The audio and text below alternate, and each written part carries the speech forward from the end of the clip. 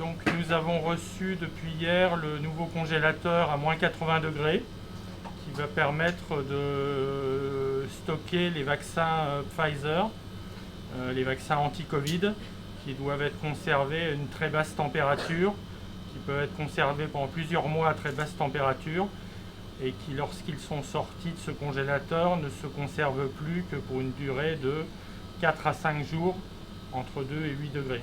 Donc il nous reste encore une phase de contrôle qualité sur ce congélateur.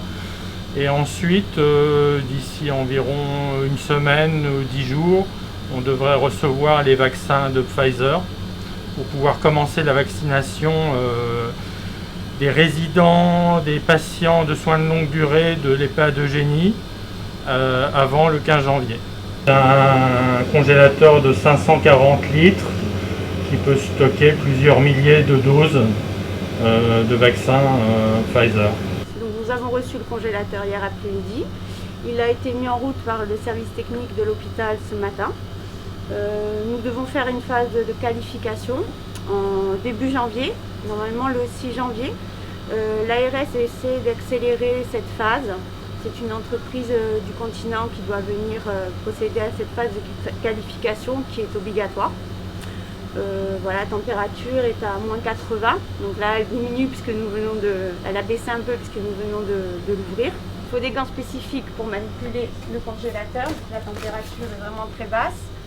Il doit être à moins 80 degrés, mais comme nous venons d'ouvrir il y a juste très peu de temps, la température a un peu réaugmenté. Il était à moins 80 degrés tout à l'heure. Donc je vais l'ouvrir. Voilà, on ne va pas rester longtemps ouvert. Voilà, on voit bien que la température est très basse. En fait, c'est une vaccination non obligatoire et on va absolument recueillir le consentement des résidents et des patients de soins de longue durée avant de procéder à la vaccination. Et donc, comme on vient de le dire, il y aura également une consultation médicale obligatoire avant la vaccination pour s'assurer que les gens sont consentants et qu'il n'y a pas de contre-indication médicale à la vaccination.